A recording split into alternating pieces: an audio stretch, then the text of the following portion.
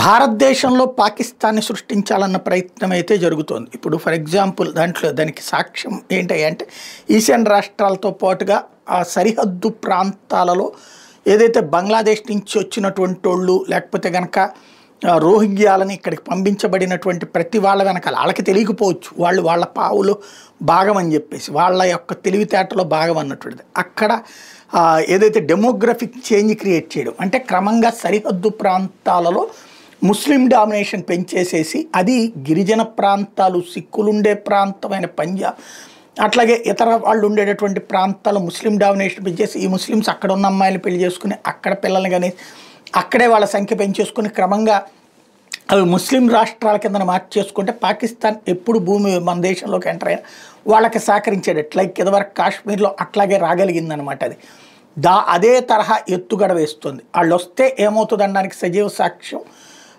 ఇప్పుడు పాత బస్తీలో ఒకప్పుడు మార్వాడీస్ ఉండేవాళ్ళు, సిక్కులు ఉండేవాళ్ళు. ఇప్పుడు అక్కడ పరిస్థితి ఏంటి? దాదాపుగా 100కి 70-80 మంది ముస్లింలే ఉంటారు. అక్కడ మనం భజన చేసుకోవాలన్నా పెద్ద పూజ చేసుకోవాలన్నా నానా తిప్పలు పెడతారు పోలీసులు. ఎందుకు? అక్కడ వాళ్ళు అబ్జెక్ట్ చేస్తారు. ఇప్పుడు పాకిస్తాన్లో ఏదన్నా పూజ చేసుకోవాలన్నా ఏది చేసుకోవాలన్నా శబ్దం లేకుండా చేసుకోవాలా, లోపల ఉండి చేసుకోవాలి. గుళ్ళని కొన్ని చోట్ల స్వాధీనం చేసేసుకుని మాంసపు దుకాణాలని లేకపోతే కనుక ఇతరత్ర దుకాణాలు పెట్టేసేసారు అక్కడ. ఆ తరహా మన దగ్గర చెయ్యాలన్నటువంటి ఎత్తుగడైతే సాగుతోంది.